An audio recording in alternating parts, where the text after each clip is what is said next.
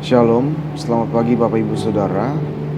Hari ini Kamis 21 Desember 2023. Saya Pendeta Philip mengajak kita semua untuk mengikuti renungan harian yang dikeluarkan oleh Gereja Kristen Oikumene di Indonesia dengan berpedoman pada pola pembacaan Alkitab 4M, yaitu menerima, merenungkan, dan membagikan firman Tuhan. Sebelum kita merenungkan firman Tuhan, mari kita memohon kekuatan daripada Tuhan. Kita berdoa. Allah Bapa dalam kerajaan surga, kami bersyukur di pagi ini atas anugerah kehidupan yang telah Engkau berikan bagi kami semua, sehingga kami boleh menikmati indahnya di pagi ini. Sebelum kami memulai seluruh aktivitas kami rindu mendengarkan firman Tuhan. Biarlah firman-Mu menjadi pelita bagi kaki kami dan terang bagi jalan kami. Inilah doa kami di dalam nama Yesus Kristus. Kami berdoa. Amin. Pembacaan firman Tuhan di pagi ini yang terambil di dalam Yohanes pasal 1 ayat 21 dengan tema "Siapa engkau, Elia, atau nabi yang lain itu?" Bukan, jawabnya. Demikianlah firman Tuhan. Lalu mereka bertanya kepadanya, "Kalau begitu siapakah engkau, Elia?" Dan ia menjawab, "Bukan." "Engkaukah nabi yang akan datang?" Dan ia menjawab, "Bukan." Dari pembacaan firman Tuhan kita di pagi ini, kita akan menggali dengan beberapa pertanyaan. Yang pertama, apakah yang dipertanyakan oleh utusan orang-orang Yahudi itu? Mereka bertanya kepada Yohanes, "Siapakah engkau, Elia?" Lalu yang kedua, apakah lagi yang dipertanyakan kepada Yohanes Pembaptis setelah ia berkata bukan? Jawabannya, "Engkaukah nabi yang akan datang itu?" Jawab Yohanes, "Bukan." Bapak Ibu, saudara-saudari yang diberkati Tuhan, pada renungan sebelumnya telah dijelaskan bahwa imam-imam dan orang Lewi diutus oleh pemuka agama Yahudi untuk bertanya kepada Yohanes Pembaptis perihal jati dirinya, juga tentang kuasanya untuk berkhotbah serta membaptis orang banyak. Pertanyaan apakah ia Mesias atau bukan telah dijawab dengan jujur oleh Yohanes bahwa ia bukan Mesias. Pada renungan hari ini, mereka memberikan pertanyaan lain lagi kepada Yohanes yang berbunyi, "Kalau begitu siapakah engkau, Elia?"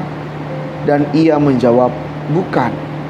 Mendengar jawaban Yohanes yang tidak sesuai dengan harapan mereka, maka mereka pun bertanya lagi kepadanya, "Engkaukah nabi yang akan datang?"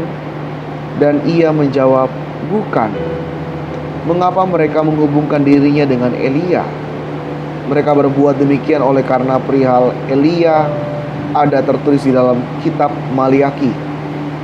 Maliaki menubuatkan bahwa Tuhan Allah akan mengutus Elia mendahului hari Tuhan yang besar dan dahsyat itu.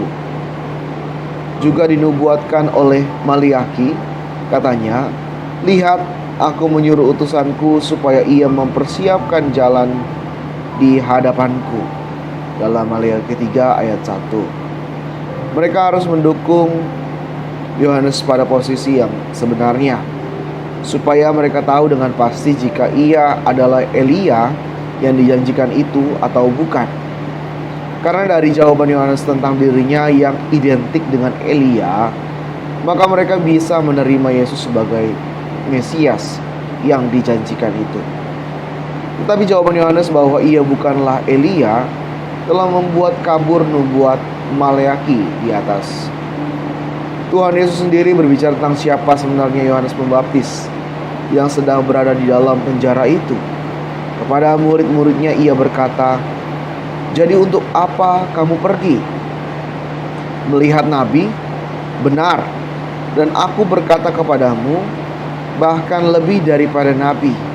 Karena tentang dia ada tertulis, lihatlah, aku menyuruh utusanku mendahului engkau, ia akan mempersiapkan jalanmu di hadapanmu. Dan jika kamu mau menerimanya, ialah Elia yang akan datang itu. Siapa bertelinga, hendaklah ia mendengar. Yesus menegaskan bahwa Yohanes Pembaptis adalah jelmaan Elia, atau pribadi yang memiliki roh Elia, tepat seperti nubuat Maliaki. Tetapi Yohanes justru berkata bahwa ia bukan Elia.